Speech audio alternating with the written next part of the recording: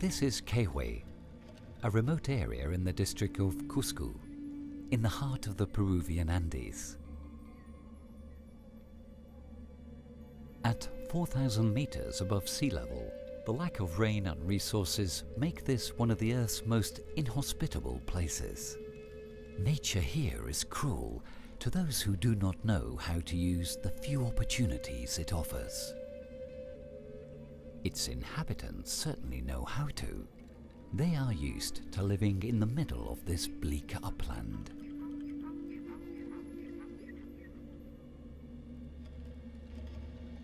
The river Apurimac divides the territory in two. Communication between them is a genuine challenge. But here, on the vast Puna, is where they have found the answer to this challenge. The Coyechu. This fiber of this hardy grass is used to make ropes.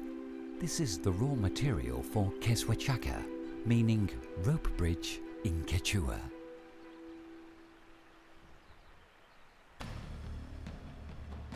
During the Inca Empire, this 30-meter long bridge was the only way to span the gorge. This technique enabled them to build it in a few days, allowing a whole army to cross, simply destroying it afterwards, thus isolating the enemy in the event of war. But this bridge must be rebuilt every year because the harsh climate deteriorates the fiber, making it dangerous to cross.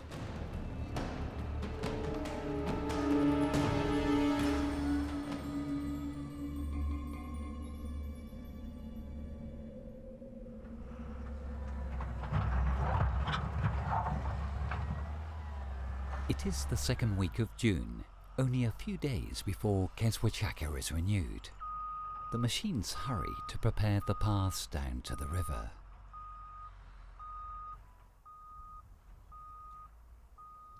Victoriano lives quite close by. He is a Chacaruac, a bridge builder and the main person in charge of Queshuachaca's renewal. His position is a family tradition that goes back centuries.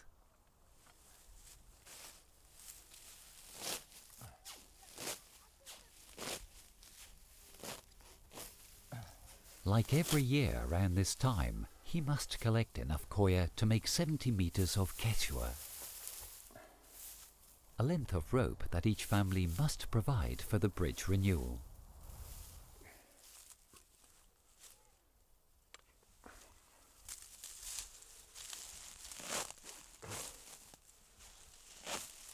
Fortunately, the grass grows close to home. Coya is highly sought after, and during the dry season it is hard to find in the scrubland.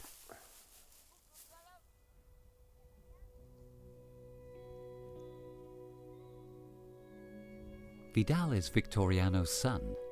He is studying art in Lima and only comes during holiday time. Victoriano's dream is for his son to carry on the family tradition. But Vidal seems to have other ideas. Like many young migrants, he is torn between the comforts of the city and the harsh plain.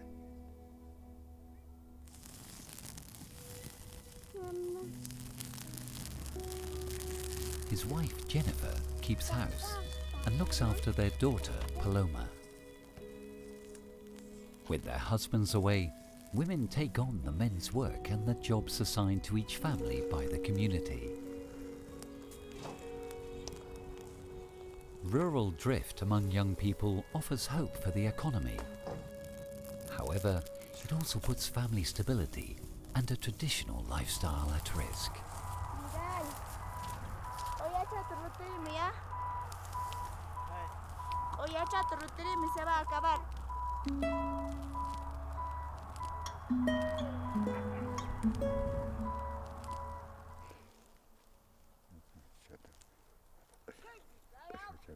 Permission is asked of the apus, the mountain spirits, for each activity. Daily life here is full of rituals reflecting people's relationship with the environment. Balance is the essence of Pachamama.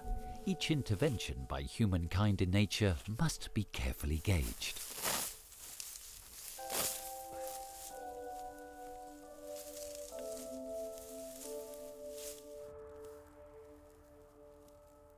Jennifer prepares the watia, a way of cooking food by using an oven carved in the ground.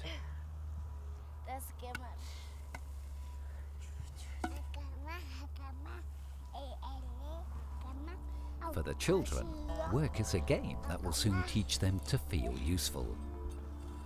This is what Paloma is doing. Her neighbour Valentine too. Today skipped school. He'd rather be here and learn from the Chakaruwak.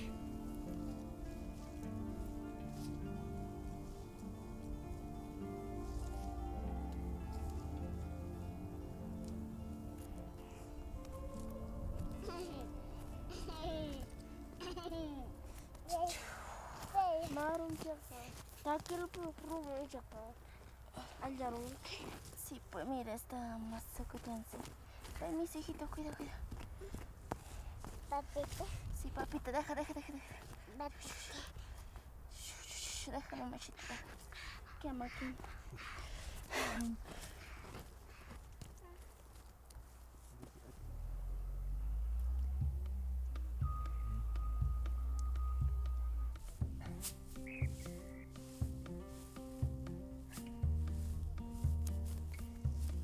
Victoriano has collected enough koya. It is time to lay it out in the sun before preparing it next day.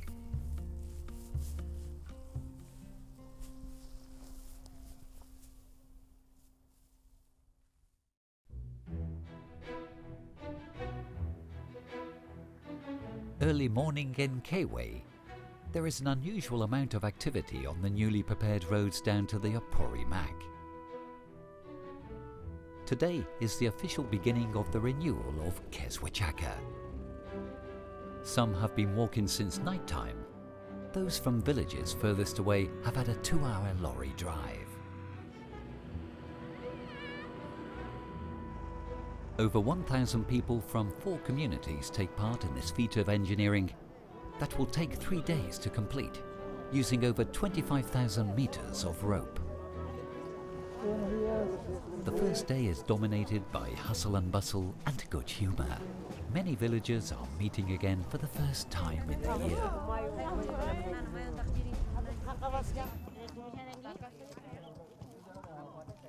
Latecomers work on braiding their Quechuas to the very last minute. Besides the material provided by each family, rope is weaved constantly during the whole renewal process, particularly by the women.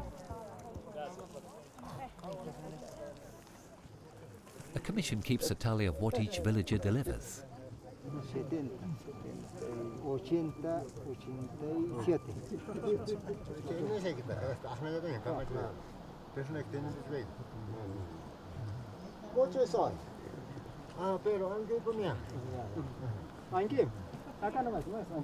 Everyone is keen to give their opinion, so the Chakaruwak must lay down the law.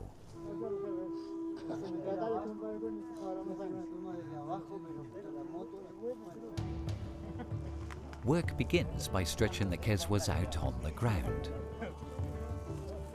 The idea is to sort them into groups, making a thicker rope with each one. However, there is not a set number of ropes in each group. Sometimes it is not clear how many must be joined.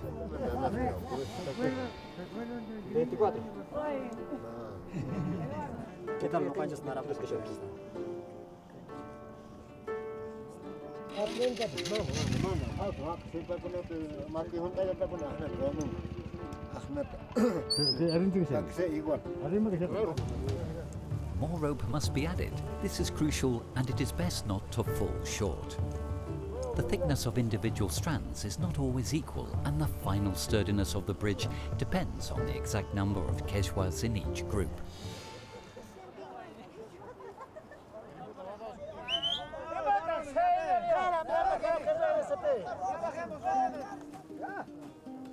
Once the Quechuas are sorted out, they must be twisted. This produces a thicker rope referred to as kejwaka.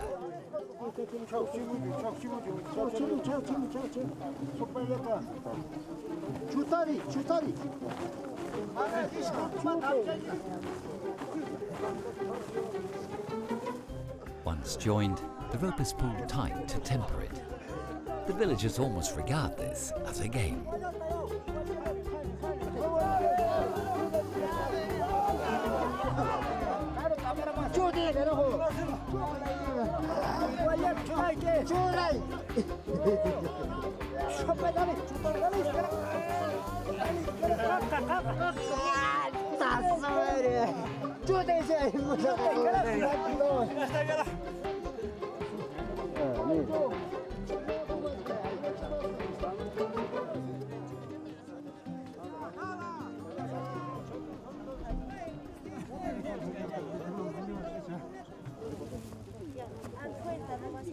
Time for a break and a snack.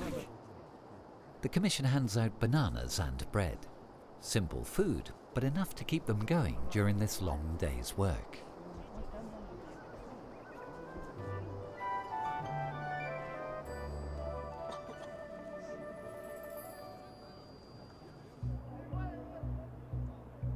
On the other riverbank, the village Koyana has moved on to the next stage.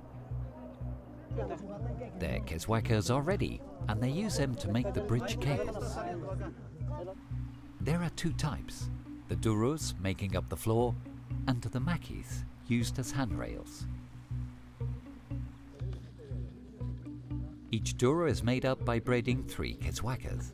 Only 2 are needed for the makis.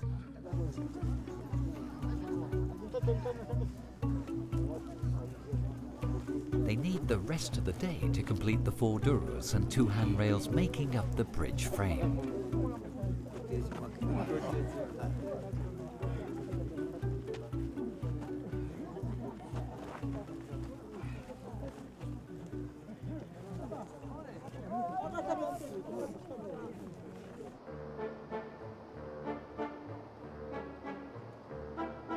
As evening falls, duros and makis are brought to the bridge base where they remain until tomorrow.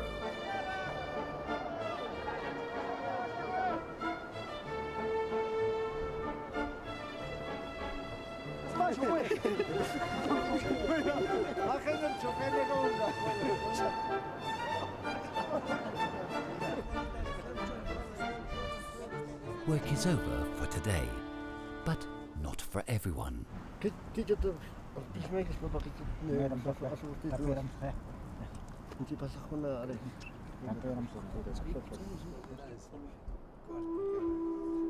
Cayetano is the Paco, the local shaman or priest. He treats the sick and oversees rituals. He also decides when to harvest crops and sorts out rows between neighbors.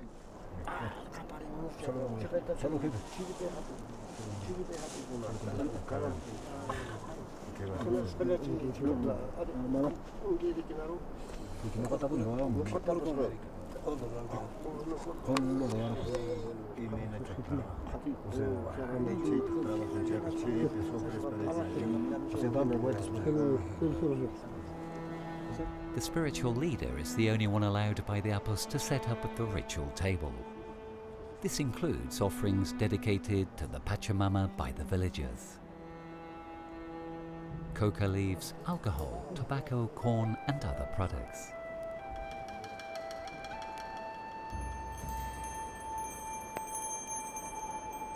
The offerings are made via a fire that will be kept alight until the bridge is renovated. This is extremely important.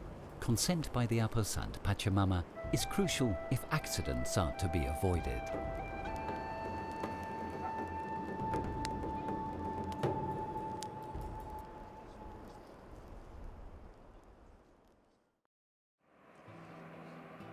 The Apurimac, the talking god in Quechua, is one of Peru's major rivers. Its source on the snowy slopes of the Mismi is the furthest from the Amazon River. For most of its 700-kilometer course, the river flows through canyons, waterfalls and rapids. During this season, however, the water level is at its lowest. It divides the district of Kewe into two parts. On one bank there are the villages of Winchiri, Chaupibanda and Chokaiwa. On the other side, Koyana Kewe, where the administrative capital is located.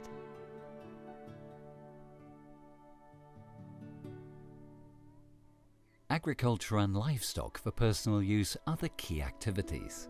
At this altitude, it is not easy to grow crops or find fresh pastures to feed cattle. In the last few years, the rainy season has been getting shorter. Erosion and drought make this place a harsh, dusty territory where life seems to be impossible.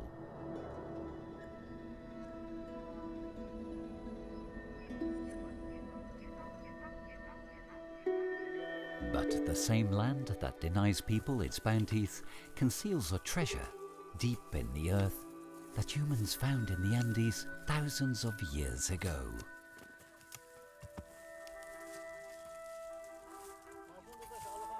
The potato is the main food source at this altitude. It is grown in small family plots called chagras. There can be up to 300 hardy varieties of potato in these plots, known to the Incas and their predecessors.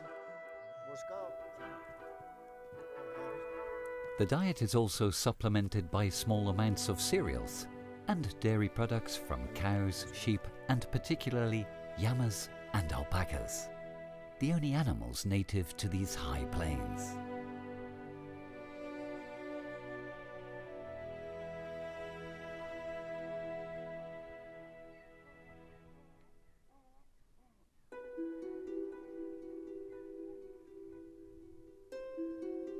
Most of the day is spent moving around these vast spaces, taking the cattle to graze. This also includes the children. There is only one school for the whole area, and some have a 2-hour walk to get to class. When they come back, they help their parents on the land.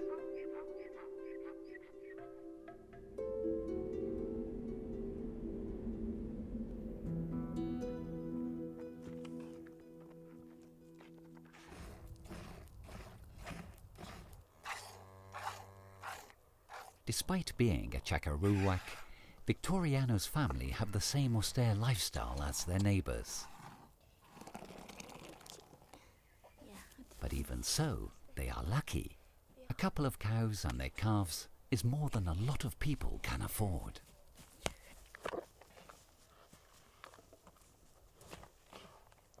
Both animals and humans share the same resources. The calves must not feed more than necessary.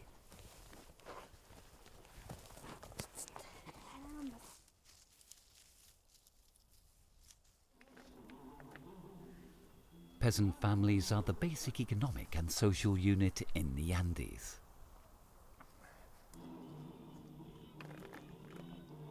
Today, Vidal is making chuño, a traditional method of freeze-drying potatoes using the sun and frost at night. This way food can be kept for years.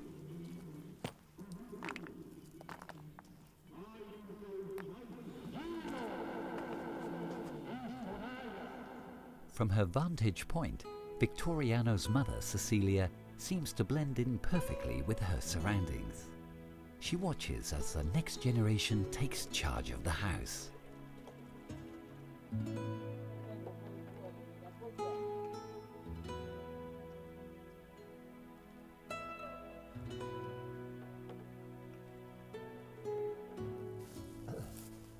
A few days before Keswachaka is renewed, Victoriano has already cut the koya and sun-dried it. But before braiding his quechua, he must soften the fibre to make it easier to work with.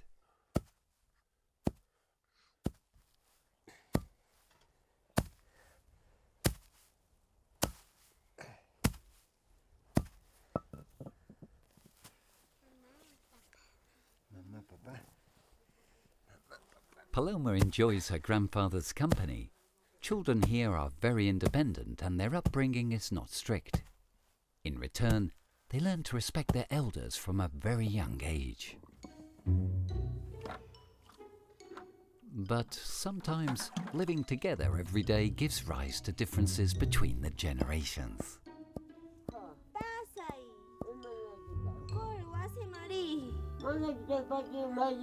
Oye, kita maili kamu.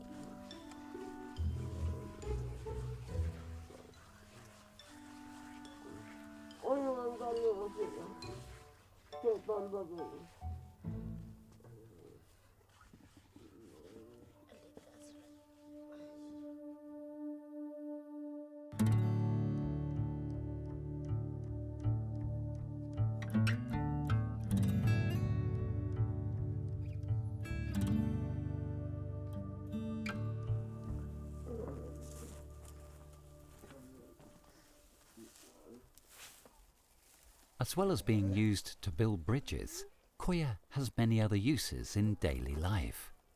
For example, one of them is as a mold for making cheeses.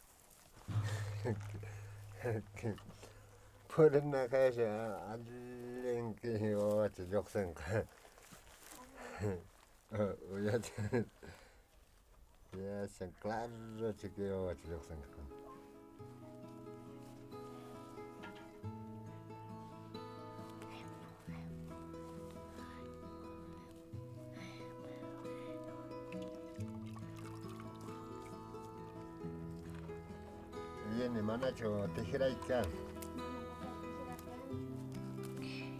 Chapuke.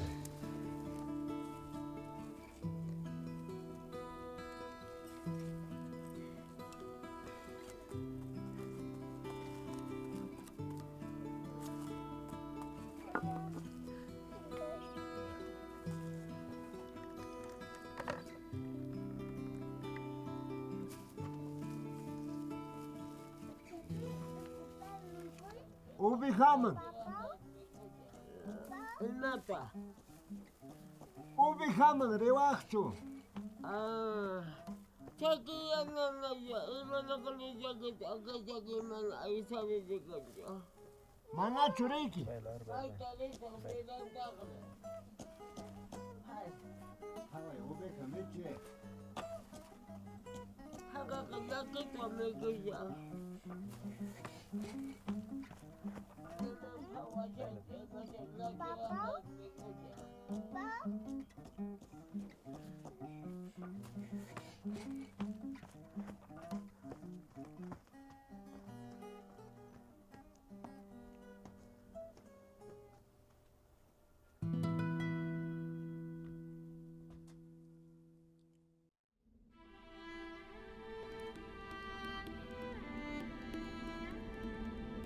Daybreak in Kaiway. The icy winds sweep across the scrubland while first light energizes the apus, who silently rule over the gorge, where the old Keswachaka awakens for the last time.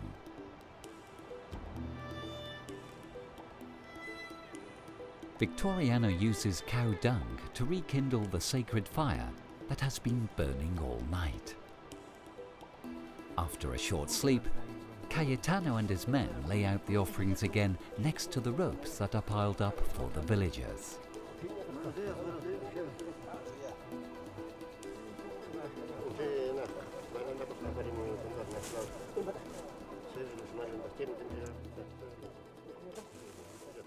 Alcohol warms them up on this freezing cold morning.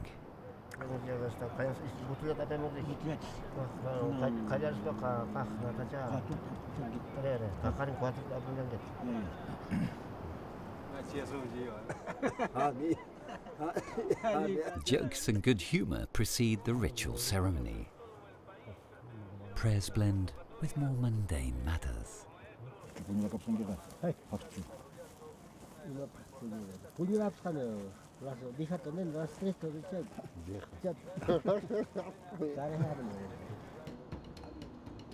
Victoriano looks worried. On the first day, work is on dry land, but the riskiest tasks will begin from today. The fire smoke and the murmur of the river create a relaxing, almost magical atmosphere.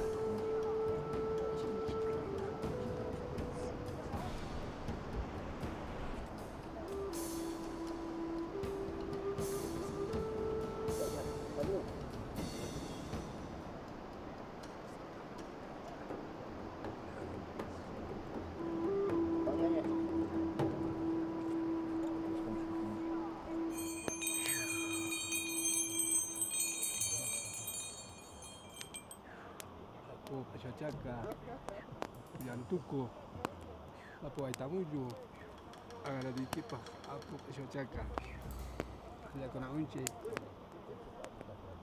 y trabajo en chispas, guaquiuchon. Ahí está. Important Andean rituals always require an animal to be sacrificed.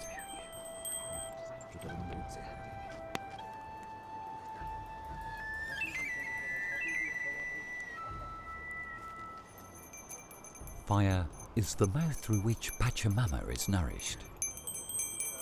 Blood is essential to ensure successful harvests and the fertility of livestock. Also to soothe the apus and drive away misfortunes.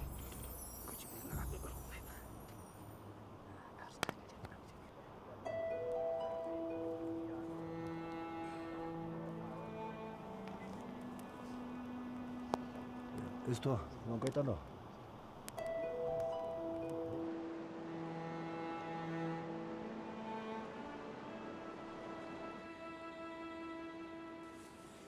The apus eat the same thing as humans, and this sacrificial meat will provide a meal for the men.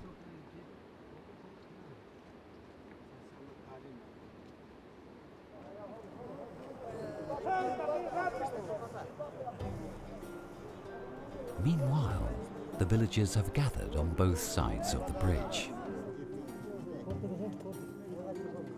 First, the old rope must be cut away from the supports.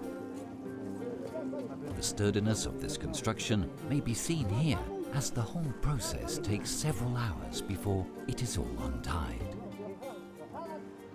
The old parts of the Keswachaka are carried away by the river. No nails or other artificial material are used in its construction. Everything that falls into the river is completely biodegradable. Before dismantling it all, the men begin passing the new cables from one side of the bank to the other.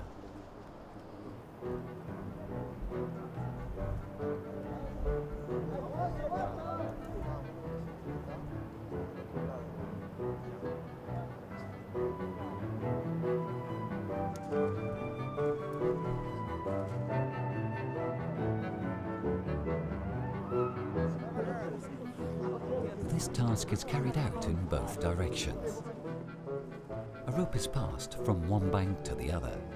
This is firmly tied to each cable in order to pull it. ¡Jalen de una vez, nos va a hacer tarde!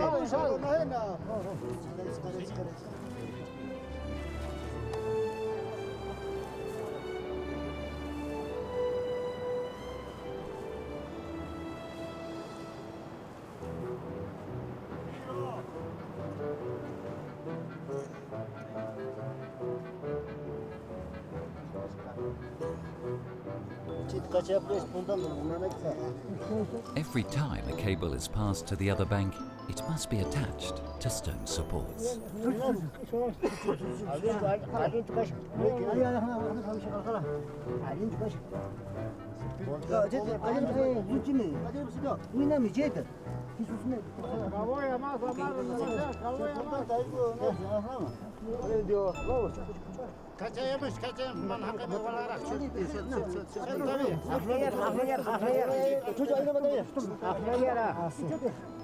This process will be repeated until the 6 cables making up the bridge frame are in place.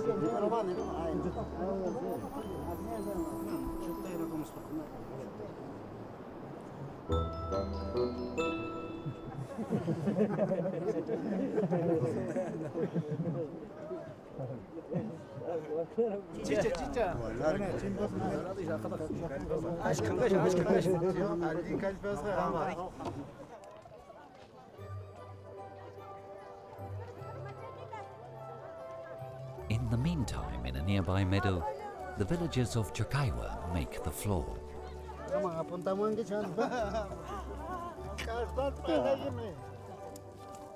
They use chilka branches to do this. Branches from this bush, tied with string, make the base.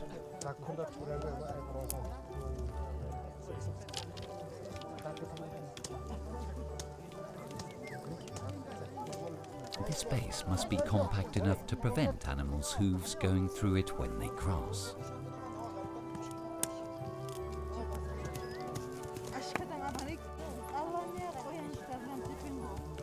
The women braid keswas non-stop. They can't go down to the river. It is believed that their presence could bring bad luck. The villages through which the Kapak Nyan passed had to maintain the road and renew its bridges. This was carried out in the Inca, a communal work system that still exists in the Andes, when engaging in large projects for the benefit of the community.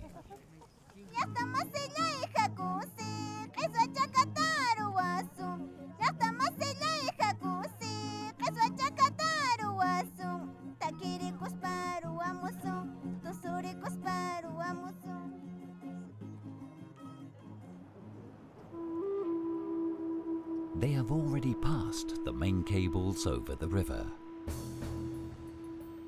Once the base of the new Keswachaka is anchored, the old bridge is history. The past plunges into the waters of the Apurimac.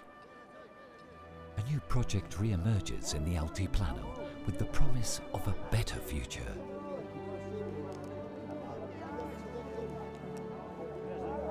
Now comes one of the toughest parts of the process. The ropes must be tautened and firmly attached to the bases.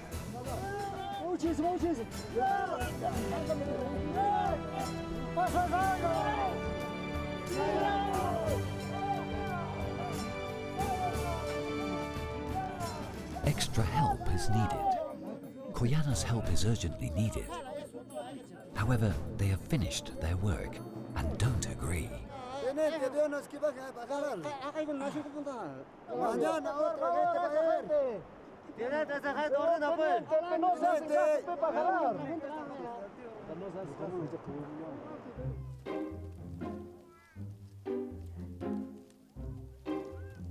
Chokaiwa has already prepared the bridge floor.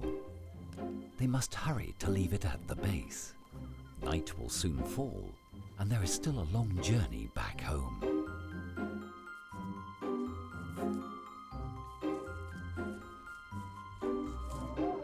Down on the bank, Winchiri makes the most of the fading daylight to tauten the ropes.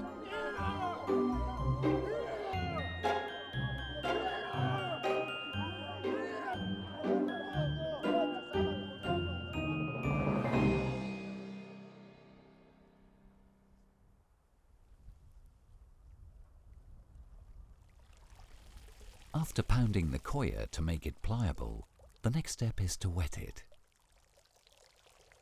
It is crucial to keep the fibre damp during the whole process, so that the keswa is strong and even when braided.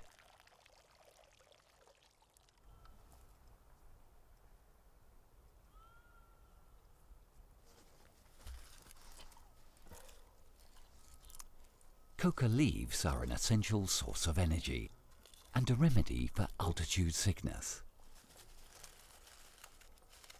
Although more usual in the humid jungle areas, not at this latitude, people of the Altiplano are never without it.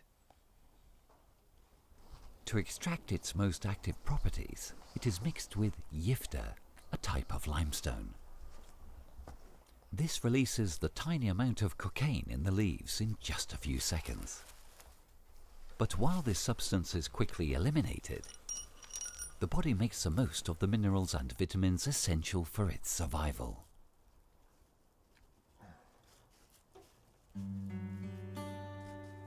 Victoriano must braid 40 arms lengths of keswa. That means roughly 70 meters. This laborious task will take him several hours.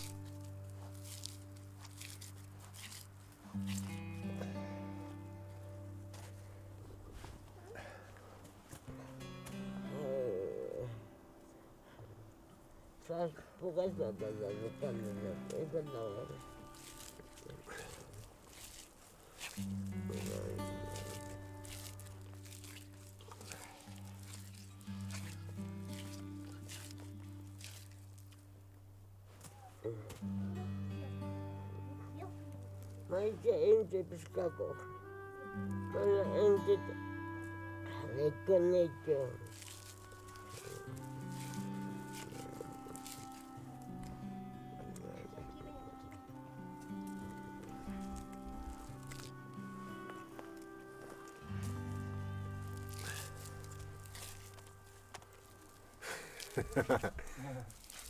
Karavattan fenasın erkek kan.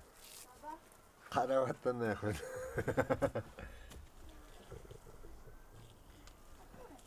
Yorahmaro chatare grande pa.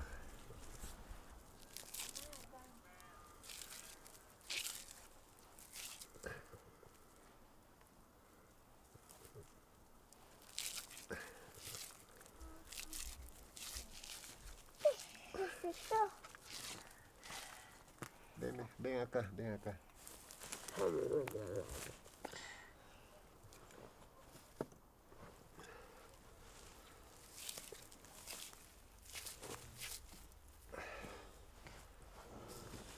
Women are not allowed to be a chakarurak. But Paloma will soon learn the braiding technique and at the same time something that is much deeper and significant.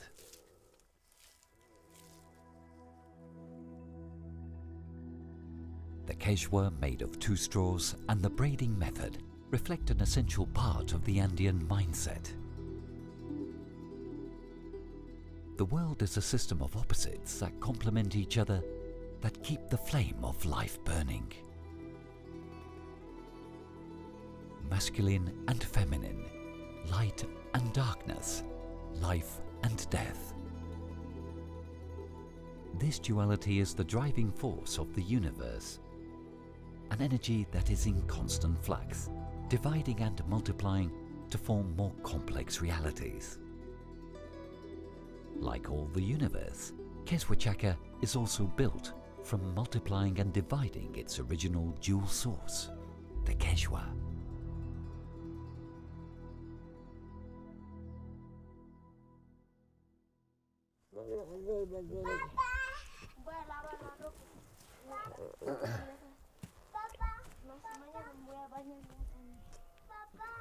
Tarde delante eran pesach, ya tarde delante eran pesach.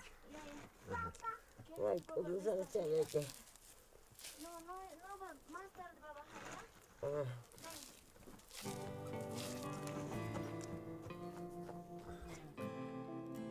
The afternoon goes by with the rhythm of a working day. Victoriano has finished his quechua.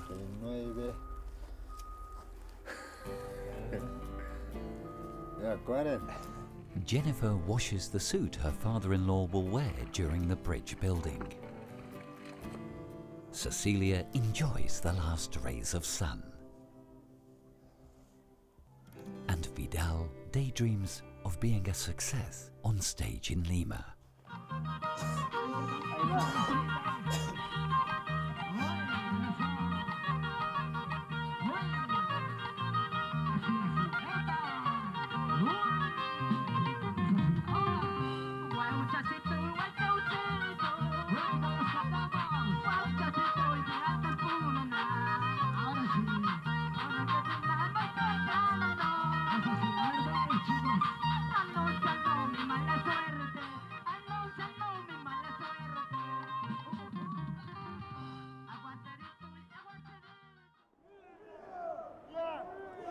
Today is a crucial day.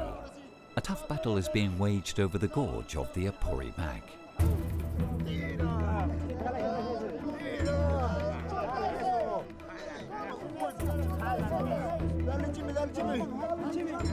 The day began as it ended yesterday. The men are in a race against the clock to finish the bridge.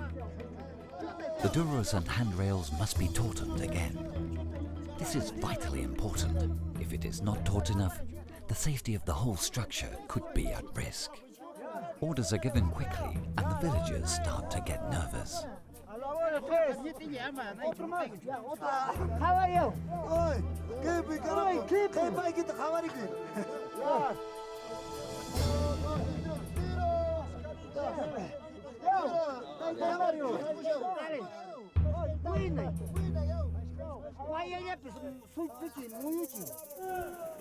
This is one of the riskiest moments. To avoid accidents, the whole team must coordinate. A man is in charge of anchoring the cables beforehand. One false step or an unexpected movement of the ropes could make him lose his balance and fall.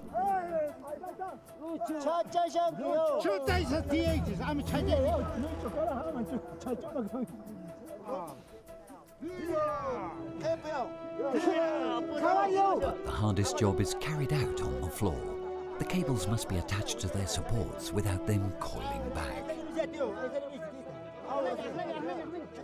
The most skillful men twisted around the stone bases, gaining extra centimeters bit by bit.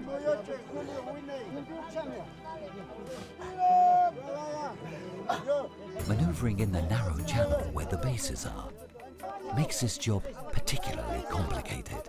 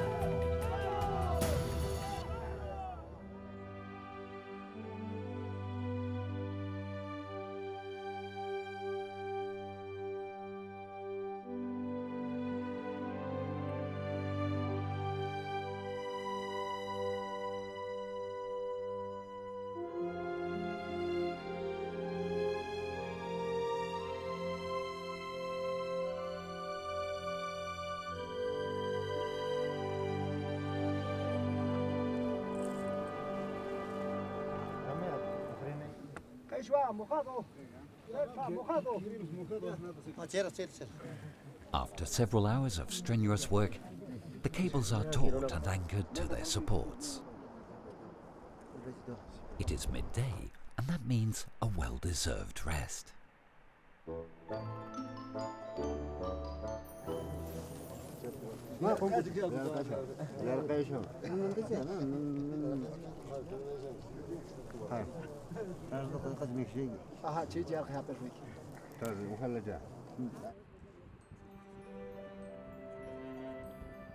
Meanwhile, the villagers of Chocaiwa set about making the kayapos, poles that will act as crossbeams on the floor of the bridge.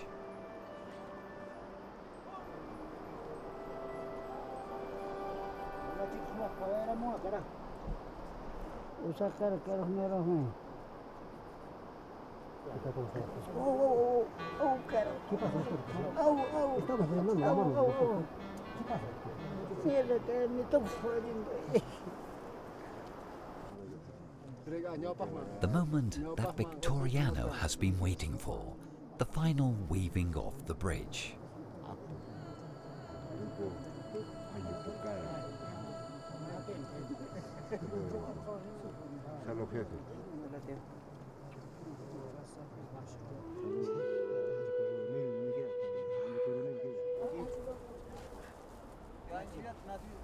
Until recently, Victoriano was the only bridge weaver.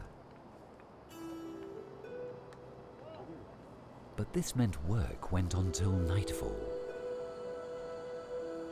So Victoriano taught Eleuterio, his disciple.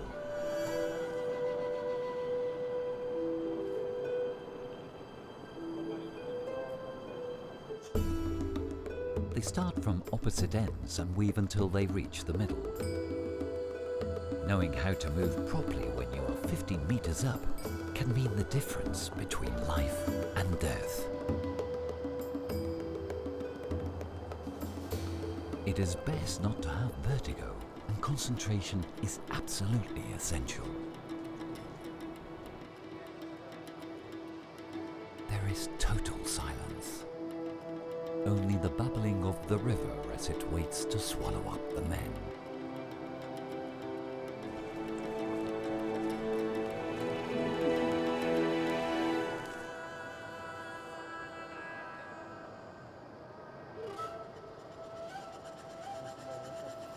As they move along, the bridge becomes less stable and increasingly dangerous.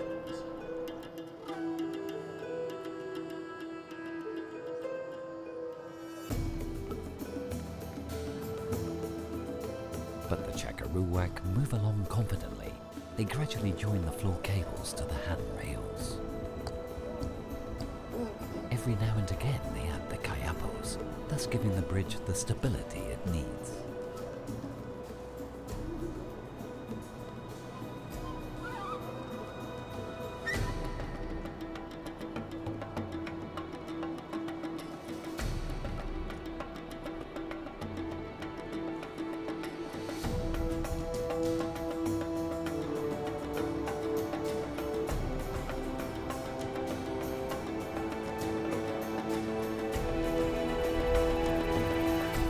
Two weavers meet, the new bridge is almost ready. There is one detail still missing without which few would dare to cross. In just a few minutes they place the matting, which completely protects the floor of the bridge.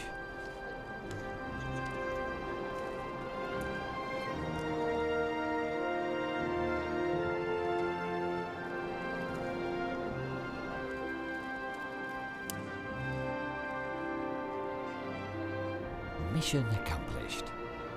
Thanks to everyone's effort, the community may now cross safely. A new cycle begins, life is renewed, and work turns into party time.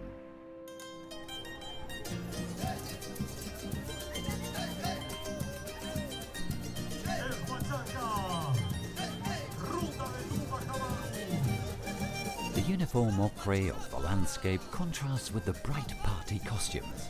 The meadow is filled with bonfire smoke and the revelry of the villagers.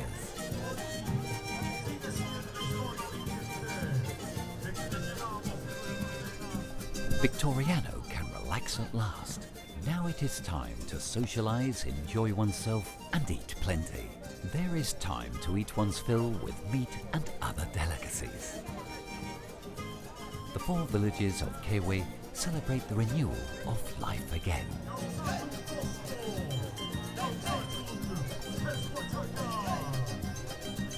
There is good reason to be happy. A new generation is making great strides to ensure their customs are not forgotten. Young blood that must face up to modern times with intelligence and innovation, but without ever forgetting the teachings of the past.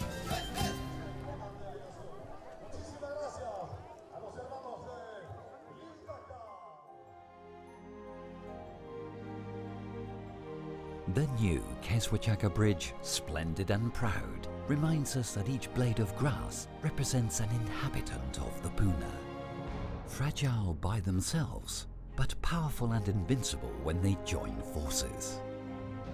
A bridge that reflects their history, a masterpiece built by men and women who make us stand generation after generation. But it is also an expression of their smiles, their love, and their illusions. It is their eternal destiny weaving dreams from pieces of grass to make golden cords that are as strong as steel. And to remind us year after year that nothing is impossible if we work together.